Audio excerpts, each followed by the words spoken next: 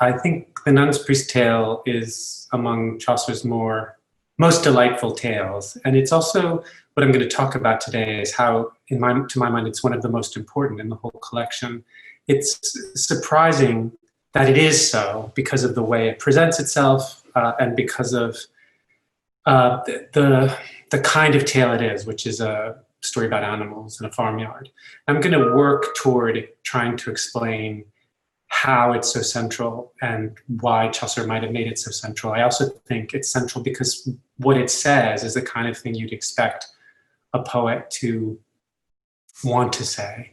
So it has a very heartfelt meaning for someone like Chaucer. And then I'm going to conclude by talking a little bit about the way the Canterbury Tales ends. We started by talking about its first tale, the General Prologue, and the way that it ends relates very closely to the way the Nun's Priest Tale unfolds and what it means. So Manfred Rothstein asked in the chat before I even started why the character is called the Nun's Priest, and that's a really good place to start. There's a line in the in the General Prologue which talks about another nun and her priestess 3, and the other nun is the second nun. She gets a tail, but that's all we know about her. And if you recall, I've started all of these classes with a portrait from the General Prologue to talk about what's said about the pilgrim in the General Prologue. But I can't do that here because there's no such picture, illustration. Some think that "and her priestess 3," that simple phrase was just added in. It might not, some think it's not even Chaucer's, that it was just added in by a scribe trying to make sense of all this. Because one problem is that this is called the Nun's Priest Tale, and the host addresses someone he calls the Nun's Priest. But that doesn't quite make sense if she has 3. How is that being differentiated? So there are a number of ways to explain that. I've just explained it as part of the unfinished nature of the tales. But another way you can explain it has a lot to do with the meaning of the tale. And Chaucer seems to have an idea, and it's built into the way the tale works, that where you look for wisdom is not in the most expected places. And the still small voice is the one you have to kind of tune your ear to. And the Nun's Priest is in some ways the most obscure of the Canterbury pilgrims. And Chaucer gives him the most meaningful of the tales, in my view. So that is part of the meaning involved. And it has a kind of Christological meaning. You know, if you want to look for God, look in a manger.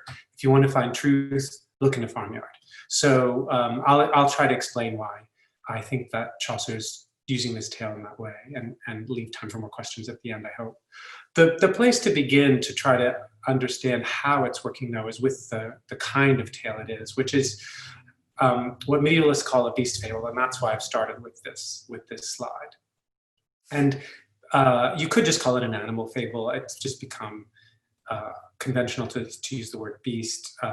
But these were very important narratives. We associate them now with children's literature, and they were so then, although children's literature had a slightly different valence in the Middle Ages because it was literature, which is to say that it's not, most parents weren't sitting around reading stories to their kids because literacy was a rare skill. So someone like Chaucer, who was being trained to read and write, would have met them first, but he would have met them when he was learning Latin and when he was embarking on a career where he was clearly going to learn a lot more Latin.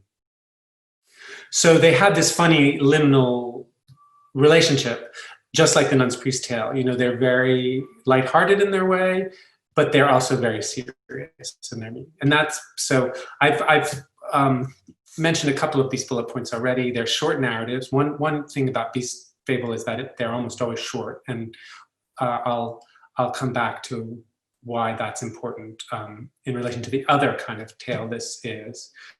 The other important thing about them is that they end with a moral.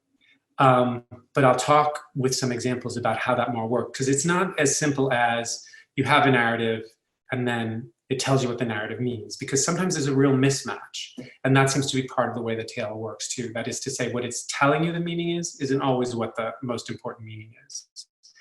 And then often beast fable uses very predictable characteristics of an animal to illustrate a particular quality. So a mouse is small and agile. An ox is clumsy but strong. And I'm going to look at a fable right now that does that uses those qualities. But the other thing is that the word natural and what is natural is crucial to these kinds of tales, because what they do when they pick, something that's inherent in the quality of the animal, mice are small, oxes are strong, is that they then, when they overlay these moral issues on top of those qualities, they're asking you to think about what's natural. Is this the way things are? Or is this just the way we say they are? And sometimes it's clear and sometimes it's not. So let me just do this with an example. So I'm just going to read two fables. They're very short, which is why I can do it, and talk about how they mean. And how they mean is part of what I want to talk about, which is to say that it's not straightforward. They tell how once upon a time a little mouse on its wanderings ventured with its tiny teeth to attack a mighty ox. When its nibbling mouth finished biting, it thereupon hid safely in its winding hole. Though the ox made sullen threats with its huge neck, yet for all his anger he could not see that there lived an enemy for him to attack. Then the mouse dispersed the foe's threats with its cleverness, taunting the enraged ox with these words: "Because your parents transmitted strong limbs to you, it does not follow that they added agility to your strength. Learn, however, the self-reliance that our tiny mouths possess, and learn how our pygmy band does whatever it wants." So the message here is right there in the when the moral starts. Agility is much more advantageous than strength. And that seems to be illustrated by the way the animals behave in this tale, but it's also it also leaves a kind of remainder. Why is that true? The mouse is inherently this and the ox is inherently that, but is this always the case that agility wins out? And the reason I say this is I'm going to now read a much more complicated fable in relation to its meanings. So this is and these are coming from Avianus's Fabula. So this is a school text that Chaucer would have known like the back of his hand. So he was thinking of tales like this when he was writing the Nun's Priest Tale. A fine calf, skipping to and fro, and never yoked as yet, had seen an ox busily plowing the fields. "You there," he said, "are you not ashamed to have your aged neck fastened, unable to throw off the yoke and know the leisure that is mine? For I am free to range at will over the low-lying pasture, and then again I can make for the shade of the grove." But the old ox, not at all angered by the words, went on wearily turning the soil as usual with the chair, till he was allowed to drop the plow and to lie at his ease.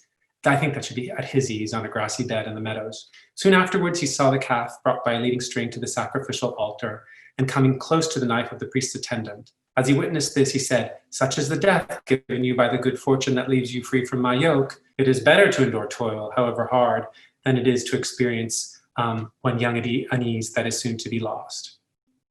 So one thing that's going on in this tale is there's a kind of a trick. You think that the young calf skipping along is going to come out well and the plodding ox won't. And then you learn at the end that no, the fine ox is skipping his way toward his death. But the meaning of that is uttered by the ox. It's better to toil than to just hope for a good outcome. But one of the lessons it seems to be offering is that freedom is more dangerous than bondage. So at that point, you have to start wondering, does this really, is this what the beast fable means? Is it something that we should subscribe to? And then to make matters more complicated, as often happens in these beast fables, and happens in the Nun's Priest Tale, you get a moral that you're not quite sure applies. This is the lot of mortals. Death comes swift to the happier ones, while the daily life of the unfortunate refuses them death. And it reverses it, right? So it describing the ox going to his death as happy, and the unfortunate ox, the ox has represented himself as fortunate, is now the one who can't die. It's a partner sort of message. So there's a lot to say about this. I'm going to move on now, but what I'm trying to suggest is that meanings in these little stories are really quite complicated, and that's part of what Chaucer was thinking about when he decided to write a beast fable and freight a beast fable with some of his most important messages. So the other genre that he's experimenting with, well, employing is a better term, is what we call beast epic. And the reason to give it a separate name is because it became a really important form of literature in the Middle Ages in the couple of centuries before Chaucer. So the fables of Avianus go way back to the late Roman period, and you can trace them back. What we call Aesop's fables go back still further. But beast epic became a learned form. So Chaucer feels that he can write a long poem that thinks hard because of this genre of beast epic. So they're long, they're often written in a very elevated style, but they are satires. So part of what they're doing is poking fun. Often they poke fun at the religious orders, at particular aristocratic pretensions, but they do so by inflating animals so that they look ridiculous. So the animals behave as if they're human. They often have traits natural to them, but the question these beast epics seem to ask is whether human behavior is natural or good, so that what you map onto the animals becomes a comment on a satire of human society. And it's also important, and this bears very much on the way that the Nun's Priest's Tale works, that this is all about language, that, you know, it's a florid language. These are poems that are often very highly wrought. And part of what Chaucer's thinking about in the Nun's Priest's Tale not only is this relationship between the natural and human, but how language fits into that and how language can govern or help us understand that. Just to talk a little bit about the way that satire works in the Nun's Priest's Tale, it is not part of Chaucer's genius here, both in making it humorous and in creating this as a set of issues to think about, is that it is not as straightforward as that there are chickens in this tale who behave like humans. Because what he does is he works back and forth between those possibilities. So, and you can see this here. This is a description of Chanticleer, our hero. And when you get down to the middle of this passage, you discover that he had a number of paramours who were also his sisters. And so part of what is happening there is that Chaucer is mapping all, just with the word paramour, he's mapping sort of courtly language, the kind of thing you'd hear in a love poem that involve humans onto these chickens, but he's also allowing the chickens to have biological chicken necessities, right? So they breed with, you know, incest is not a concept that they recognize. They breed with their sisters if that's the option. And so he does that again when describing Pertolade at the end of this passage. Cortège she was, discrète and debonaire. So Pertolade is in many ways an aristocratic lady in a romance, a medieval romance. But then he twists the relationship, and the last sentence of this passage, since Vilke died that she was 7 days old. So she's been a lady since she was 7 days old. And the point there is that chickens mature, you know, incredibly quickly. And so she is also very much hen. So part of what you may have discerned if you've had a chance to read it or in what I've said already is that Chaucer is gathering a number of the qualities or concerns that we've already talked about.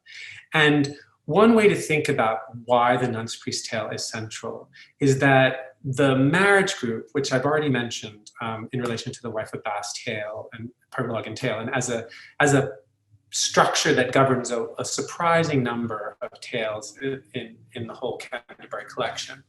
The Nun's Priest's Tale participates in that to some extent.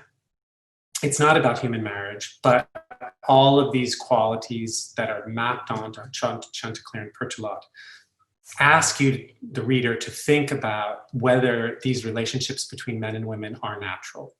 And if you think about it, that's what the Wife of Bath was doing too. You know, do men deserve to be in control because they're men, or you know, is that just an arbitrary assignment? Do men get to dictate the rules because they, you know, have the books of wicked wives, or do we have to say, well, who wrote those books, and, you know, how did those characteristics get defined? The other thing to say about the Nun's Priest tale, though, is that it fits into a group that I'm calling here the language group, and that's really just my phrase. But these are a set of tales where language comes really to the center. And one of the questions Chaucer's asking is, what can language do? What are its powers? This is a poet's question. You know, why do we write poetry? Why do we care about poetry? Why do we care about words as much as a poet does?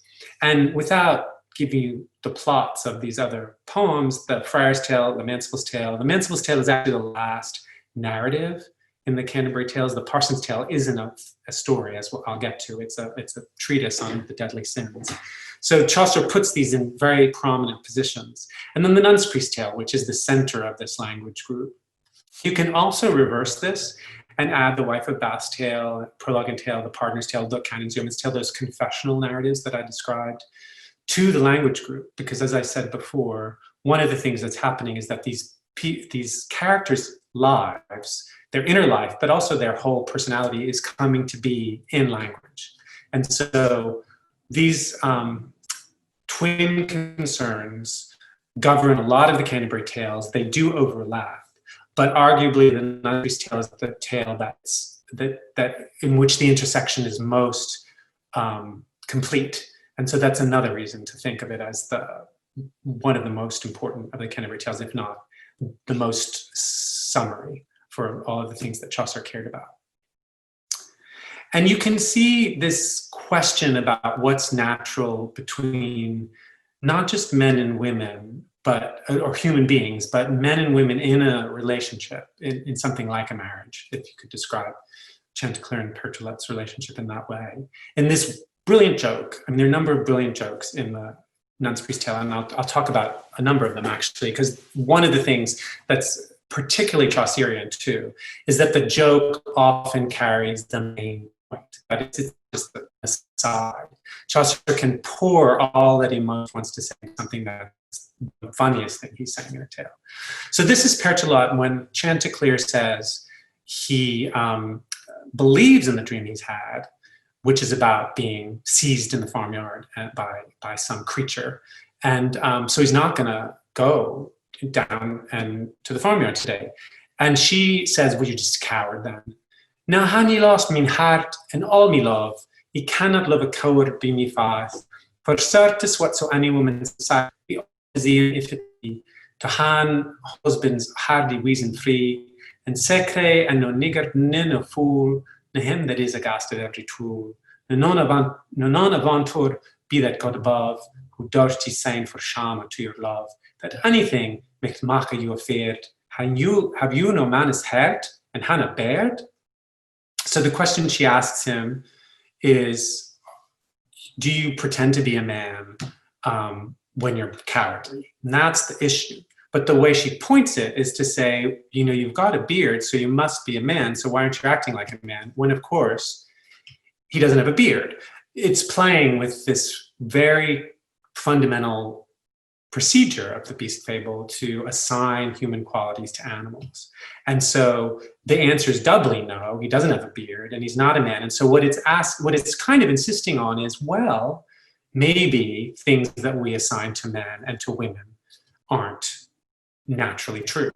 Exactly the point that the Wife of Bath makes. But this tale makes it as a kind of a joke, and it's a great joke, right? Because you don't quite see it coming, and it is a kind of ridiculous question, but it fits exactly in the way that the tale has set up the relationships that govern it. So another way to talk about, I've talked about the way the Nun's Priest Tale fits into other Canterbury Tales and its concerns, but another way to isolate and focus on the meaning of this tale is to think about its own structure. And what I like to say is it just splits neatly in half. It's not quite true, but it's almost mathematically true. And I think that that's not accidental. That is, Chaucer wasn't counting lines, but he was thinking about key areas of meaning. And so there's a little introduction, and I'm going to come back to that in conclusion because it's very important to the way that tale means in general. The first half of the tale is what we can call rhetoric, and I'll talk a bit more about what I mean by that term. But in the simplest terms, there are just lots of speeches. Chanticleer goes on at great length, and then Père Toulotte goes on at great length, and they cite authorities. They are like versions of the confessional prologue to the Wife of Bath tale. They're just talk, talk, talk, right? So the first half of the tale is talk. And you could say, in relation to the meaning I want to assign to the tale, it's all words, a word cloud. The second half of the tale is their words, and I'll come back to that, but it is a series of actions, and the actions are sometimes really quite dramatic and also fast. So where you have just a cloud of words in the first half of the tale, you have a sequence of actions.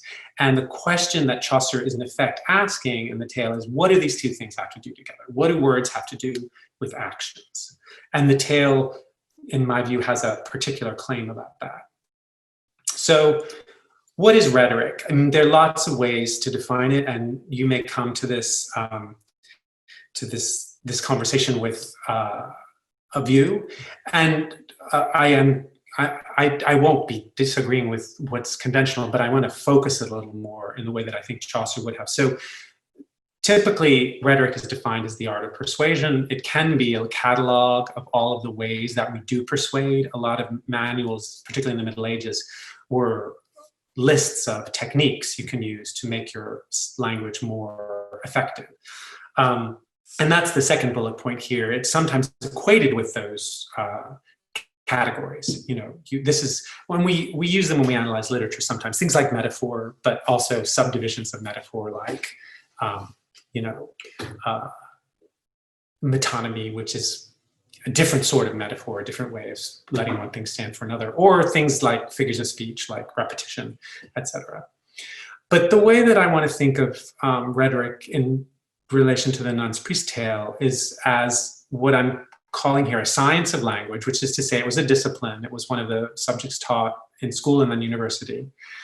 But it was understood as that discipline which related words to action, right? So here I've said it's in order to move knowledge into operation. This is a phrase that comes from a really good book on Chaucer and rhetoric. But the idea is to get what's in your head, the ideas you have, or the ideas we all have as humans, into the world. And rhetoric is the thing that does that because it's the kind of hinge, and that's important, right? Because the Nun's Priest tale has a hinge in it. It's the hinge between what we think and ideas and what we do. So part of what he's doing is noting that it comes from categories that we've already met with particularly in the Wife of Bath's prologue. So older books, this is just Chanticleer citing the grounds for his opinions, which is to say trying to persuade Père Toulotte that he's right, by looking, as he says, at auctorité. If you remember, that was the end of the first line of the Wife of Bath's tale. And she put next to it experience, which you see comes a little further down. And in the middle is this character, Caton, who was a medieval author, also the school text, the Distichs of Cato, but book learning. So actually, unlike the Wife of Bath, the Chanticleer's not making a clear distinction between authority and experience, but in a way he's conflating them. But what he's suggesting is that there's this body of knowledge out there that I'm going to base my argument on. And then he ends by, again, noting the hinge. This proof showeth it indeed. And I can show you how my words are true in action. And in fact, he's not very good at that insofar as he follows through on this speech. I'll talk about that.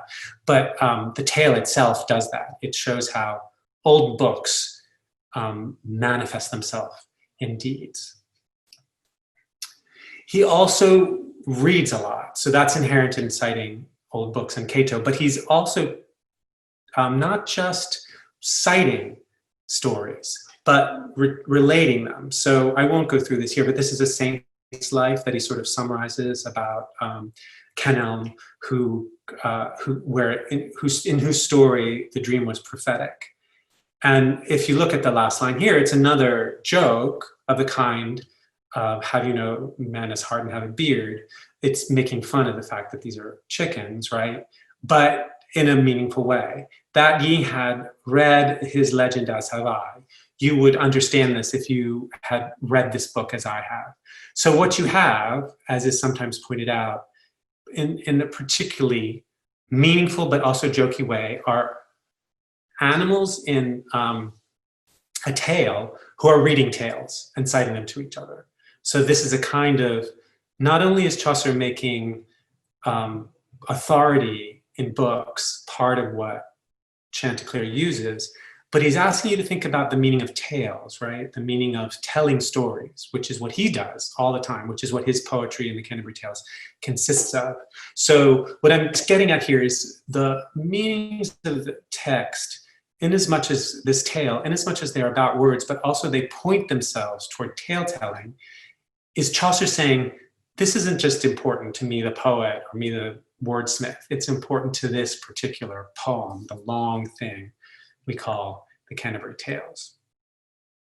And he points it even further at himself by making a list of authors part of what the Chanticleer cites. And Pertolot too. People like Chaucer who wrote books that people read, and as the most authoritative books he can find. So he also cites the Old Testament too. This is the other great joke at the center of the tales. At the center of this tale. It's actually so good. Chaucer scholars argue about how it works. And it is, as the other jokes are, incredibly important to the meaning of the tale. So what's happened is Chanticleer has said, okay, let's stop arguing. Let's talk about something more lighthearted. And he tries to flatter her. So I'm just going to read this because it's all crucial. Now let us speak of mirth and stint all this. Madame Pertolot, so have ye bliss. Of one thing God hath sent me larger grass, for when ye see the beauty of your face, ye been so scarlet red about your eyen, it maketh all me dread for to die. For also sicker as in principio, mulieris dominis confusio. Madame, the sentence of this Latin is, woman is man's joy and all his bliss. So I'll stop there. And if you look at the notes, or if you know Latin, you'll see that he gets it exactly backwards.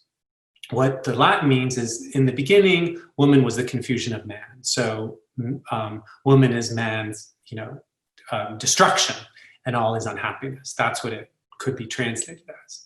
So the reason this is controversial is at this point, it is not possible to know whether Chanticleer is deliberately mistranslating it, because he is in the mode of the rhetorician. He's trying to persuade Pertolot of something. He's using words to manipulate her.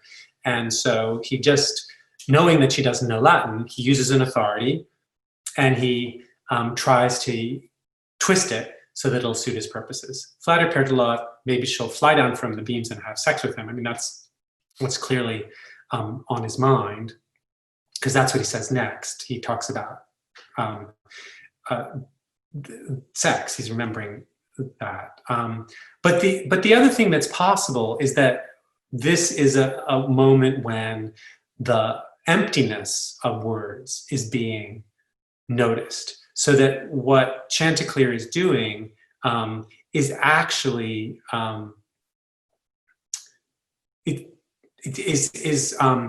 ignorantly misunderstanding the Latin he thinks is authoritative.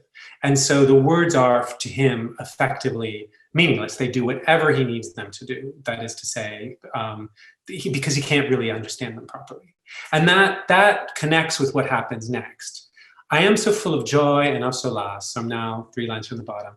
That he defeat both Sweben and Brehm, those mean the same thing, his dream. And with that word he flew down from the beam, for it was day. Now, there are a lot of ways to describe that moment, but one way is that it's absolutely devastating with respect to the rhetoric that the first half of the tale has displayed, which is to say that Chanticleer has spent the whole time arguing that he shouldn't fly down from the beams because it's dangerous to him, and so but he does it anyway. So just as if what he's done is been unable to translate the Latin, what he's also been unable to do is even hear his own words. They don't persuade him of anything. So one way to summarize this is to say that the first half of the Nun's Priest Tale suggests that words are meaningless and useless. And that is something that was a charge leveled against rhetoric and even poetry, right? It's a classic accusation against poetry. It is not helpful. It is just froth. And so part of what Chaucer seems to be doing is setting himself the task of redeeming that in the second half. This is the beginning of the second half of the tale. And if you note, here he uses that language Chaucer always uses when he wants to articulate a new beginning. And so befell, right? And so befell upon a day. That's the beginning of the second sentence in the General Prologue. And so befell that as he cast his eye among the waters on a butterfly, so then he sees a fox. And if one of the other, it's not quite a joke, but it's a gesture that very neatly tracks the jokes. The only words that are quoted effectively from this chicken are cock, cock, right? So when you actually can hear him, it's almost, there's a very cinematic quality of this tale. It's as if Chaucer's changed the perspective. So rather than hear things from the chicken's perspective, you're now looking at them. And the chicken, the rooster, who's talked all this time, actually turns out to have nothing to say. He doesn't have words, he only has sounds. And then Chaucer raises the issue of what's natural, right? Is any of this natural to animals? For naturally abased saireth flay. But then what you discover is that the fox is a rhetorician. So what he starts to do is, in effect, use Chanticleer's techniques against him. And Chanticleer is about to run, as is natural to him, but the fox flatters him. Gentle sir, alas, where will you gone? Be ye afraid of me, that I'm your friend? No, certes, I were worse than a fiend, if I to you would harm or villainy. I am not come your counsel for to spee, but truly, the cause of me coming was only for to hearken how you sing. I just came to hear you sing a song. Will you sing a song for me? So this is a very simple example of rhetoric in that he's trying to move what's in effect a lie, but he's trying to move Chanticleer to do something by means of his words. And what he wants him to do is stand still so he can grab him. And Chanticleer takes the bait and does stand still and is immediately seized. This Chanticleer stood high upon his toes, stretching his neck and held his eye enclosed, and began to crow aloud for the nuns. And Dan Rousseau the fox stepped up and at ons, and be the garget hinted Chanticleer, and on his back toward the wood him bare. For yet was there no man that him sued, no one followed him.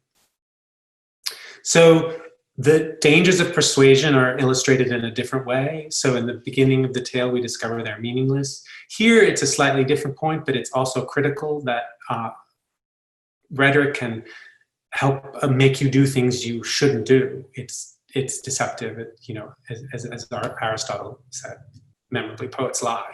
And this is a very pointed use of words to lie and manipulate someone. But all of a sudden, the action has very much begun. Now, instead of chatting, you've got a chase across this barnyard. And again, there's a kind of cinematic quality to it, because once this begins, if you recall, I said in The Miller's Tale, Chaucer had this ability to downshift the kind of rate of the poetry to the actions it was describing. And it starts to approximate that relationship, so that the speed in which the words are being narrated is the same speed in which the events of the tale are unfolding. And this is one of the, to my mind, the best passages in Chaucer for exactly that reason. That one of the things that Chaucer's doing is a version of what we sometimes call the pathetic fallacy, another term that just proves that we categorize these things. But the pathetic fallacy is poems which talk about the sky weeping, where nature seems to feel what suits the situation. That's not quite what's going on here, but it is as if the whole of the farmyard is pulled into this action and feels the terror of the rooster. And I'm just going to read it out, because what happens too is that it unfolds very carefully in a sequential, in narrative time, as if the events were happening right before us. The Sally widow and daughters twa. So this is the farmholder, the widow, as we learn in the first lines of the tale. Herden these hennes cree and maken woe, and oot it daughters sterkten they anon, and saying the fox toward the grog gone, and bad upon his back the cock away, and creeding, oot, hurrah, and well away, ha ha, the fox. And after him they ran, and eke with Stavis many another man, and Collie of dog, and Talbot, Ted Gerland, and Malcolm with the distaff in their hand, and coo and calf, and eke the very hogges, sort of fared for the bad king of the dogges. And shouting of the men and women eke, they ran so thought their heart to break. They yelled in as faint as doon in hell, the duckes creeding as men wold them quell. The gaze for fair, flew out of the tray over the trays. And here's the moment of the pathetic fallacy, because it's not just the farmyard animals hearing all the noise, but suddenly just the natural world, so figured by the bees, is pulled into this. Out of the heave come the swarm of bays, so hideous was the noise, I bent his tay. Certes he Jack Straw and his men the mad never shoot his half so shrill, when they would in any Fleming kill. As Lilka day was mad upon the fox. Of brass they brought him bames in a box, of horn, of bone, of which they blew and pooped, and therewithal they skreeked and they hooped, it seemed as that heaven should fall. So it's a farmyard in which everything's gone, become chaos, illustrated through this detailed cinematic portrait of all the animals running toward the fox. The other thing, which I want to talk about for a second, seated in here, most improbably, but also telling us how important this tale is what is sometimes described as the one political reference in all of Chaucer. He was surprisingly reluctant to refer to current events, and didn't, partly, I think, out of disposition, but partly because he was a court poet and it was dangerous. But what he's referring to here is what's sometimes called the Rising of 1381. And you may have heard of it described as the Peasants' Revolt. The reason it's not characteristically called the Peasants' Revolt these days is because it wasn't peasants so much as the middle class, the rising middle class, because it was about tax. And what the uprising was protesting was a tax that was directed at people who weren't property, a poll tax. And they marched on London with a lot of demands, and it was terrifying. And that's part of what I'm getting at here, that when Chaucer notes this event that's political, part of what he's pointing to is the most politically upsetting event in his lifetime. And so it was so upsetting that, chroniclers say that there were 200,000 people marching on London. It couldn't possibly have been that number. The population of London was about 60,000 at the time. But they beheaded the Archbishop of Canterbury, so the head of the Church of England at the time, the King's Treasurer, and they attacked the Flemish, and it was a kind of mixture of xenophobia and economic competition of a kind we're familiar with today, but it was quite a savage attack. And it was quite a savage political moment in its outcome. So Richard II, who was at that point really a boy king, just still a teenager, sort of bravely rode out and talked to the rebel leaders, including Jack Straw, and he persuaded them to disband. He said, okay, I'll grant your wishes if you just go home, and which they did. And then the king's army tracked down all the leaders and beheaded them. So it was a complete betrayal. So it was an act of authoritarian, devastating aggression. So what I'm getting at here is Chaucer isn't just pointing at things that he cares about. He seems to be pointing at things that everybody cares about in this tale at this key moment when the fox at the Chanticleer is at such risk. And he also does this, this is just a little before the passage I read, by associating what's going on here with the fall of Troy. So no such cry nor lamentation was made when Ilion, that's a word used to describe Troy, was won. And then he describes how, and then he associates it too with the Roman burning of Carthage, which is described in the Aeneid. So it's very much a attempt to pour the greatest sets of human drama and importance to make this tale be about something really important. He's insisting on that. And now I'm back to the beginning of the tale to talk a little bit about how that works, because one of the things that Chaucer also emphasizes at that point is that the widow, that this farmyard is a particularly modest farmyard. So I've just put in bold the language that highlights that. So a poor widow, some deal stapenheid, so she's old, that is to say, a particularly vulnerable position in the Middle Ages was to be a woman on your own, because you had no one to protect you, you had no one to help you with, feeding yourself in all of the ways that labor had to occur. So she's holding down this farm on her own. She lives in a tiny cottage, narrow. She lives a full, simple life that's in the middle, and the size of it is emphasized. It's tiny, and she doesn't have much. In what she ate full many a splendid meal. So I said at the beginning that part of what Chaucer seems to be doing is pointing to a small place to say that this is where truth can be found. But he's also emphasizing this on the one hand by pointing to a big political event, but also by noting from the very beginning a place where the loss of a chicken in this beast fable, which is otherwise trivial, would really matter. Like the loss of your rooster to this widow would have been catastrophic. And so he's also saying it matters. Little things matter. And that this tale is also about how that's true. So here's the climax of the second part of the tale, when Chanticleer decides actually to try a rhetorical move again. Said, if that I would as yea, yet shall I say. And so he focuses on the fact that he's uttering words. As we's God help me, so this is Chanticleer in the fox's mouth, talking to him. Turn again, ye prude chalice all, a very pestilence upon your fall.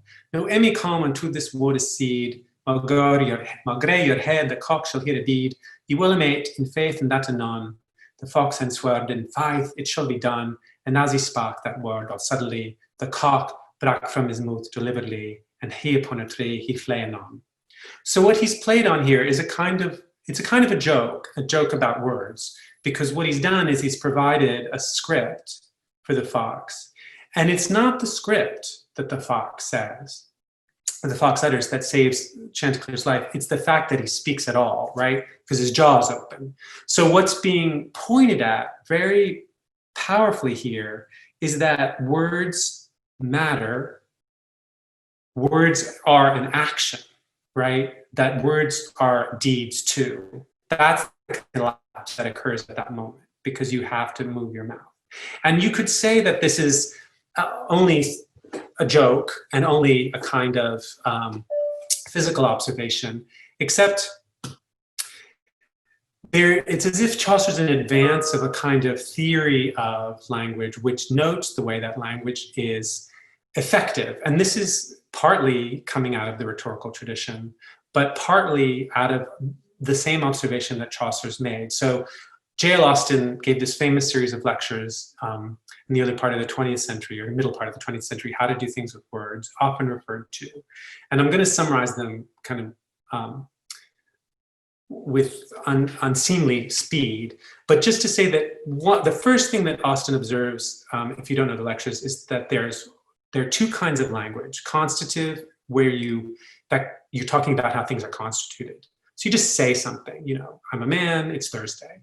But what he claimed to be isolating in these lectures was a kind of speech he called performative, and that's a kind of speech which actually does something. So I now pronounce you man and wife is the classic version.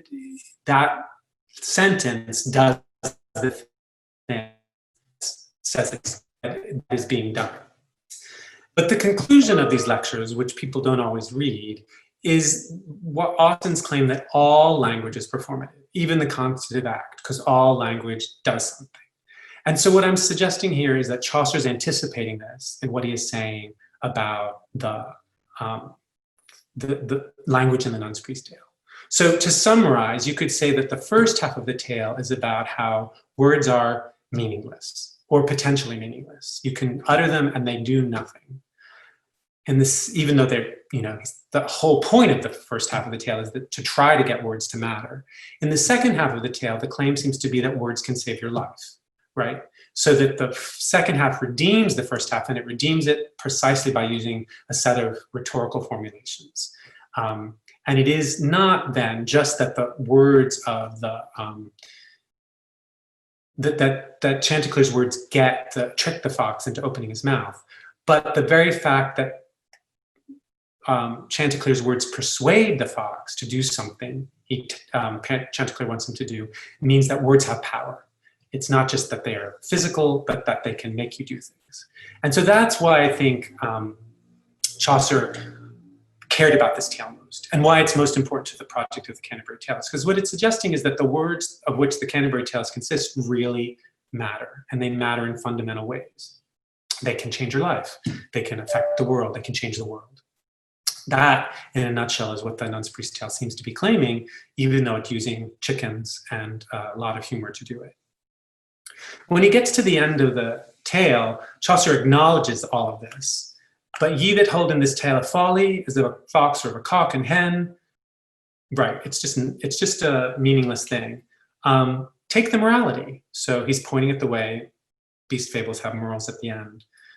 All that is written, St. Paul says, so he's quoting Paul's second letter to the Corinthians, to our doctrine it is a writ, it was. Everything that is written is meaningful. And so what he seems to be insisting on there is, even if it looks trivial to you, it is crucial. And the sense that would be crude by citing Paul is crucial to your soul, the thing about which you care the most. So Chaucer ups the ante here and says words don't just matter, they save your life. And in this case, save your life in terms of salvation. So if that's what the Nun's Priest Tale means, the complication is the close of the Canterbury Tales, which I'm just going to talk about for a few minutes now. One of the things that happens after the Manciple tells this tale is the parson is asked to tell a tale. And the parson is one of the most praised of the pilgrims in the General Prologue. He's one of the most pious, but he's not pretentious. So another simple, small place. But he insists that he won't tell a story. So in effect, that's kind of devastating too. So the last narrative in the Canterbury Tales will not be a fable, as he puts it. I'm not going to tell you a fable, because there, and he goes on to say, in Timothy, when Paul writes in Timothy against St. Paul, he reproves these stories because they are just wretched and they're just lies, right? He says, I'm going to tell you a merry tale. I'm going to tell it in prose, so no more poetry either, no more stories. And I'm going to end the Canterbury Tales then by rejecting everything that came before. And he also rejects the way that the Canterbury Tales is structured. So rather than a kind of secular journey to and from Canterbury, he says, now we're going to talk about how we're going to the heavenly Jerusalem. That's our goal. So where was the cathedral? On the ground, in the world. Now it's this ethereal place. I'm just using illustrations to mark the change.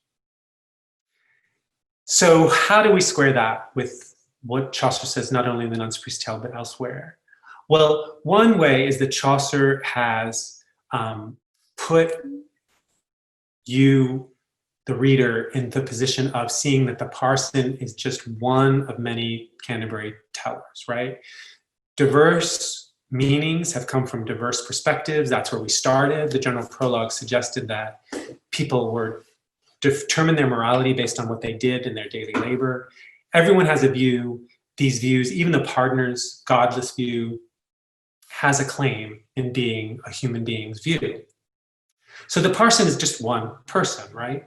And so that is one way of understanding the way the Canterbury Tales ends. Chaucer makes it even a little harder to do that, because there's a text at the very end, which he sometimes called the retractions. It's not entirely clear if it was meant to be exactly part of the Canterbury Tales, but it doesn't matter because it refers to them. And if you look at the last sentence here, Chaucer retracts all of the tales of Canterbury. By retracts, he means he wishes he hadn't written them. That's how the retraction works. I'm I'm a sinner, I've sinned in all these ways. One of the ways I've sinned was writing certain of the Canterbury Tales. He doesn't say what they are, but sound and means conduce, all of those that are sinful. But if you notice just before that, he cited the same passage from St. Paul again. All that is written for our doctrine, and that is my intent. So even in this context of anxiety about the way that poetry might work, that it might conduce to sin, that, as we've seen, that words can cause trouble, he's also insisting that all words, that's crucial here, everything that's written can save your life. So Chaucer seems not so much of two minds as always to insist on this particular principle, that words matter and that words can rescue you from even the direst of dangers. Thank you very much.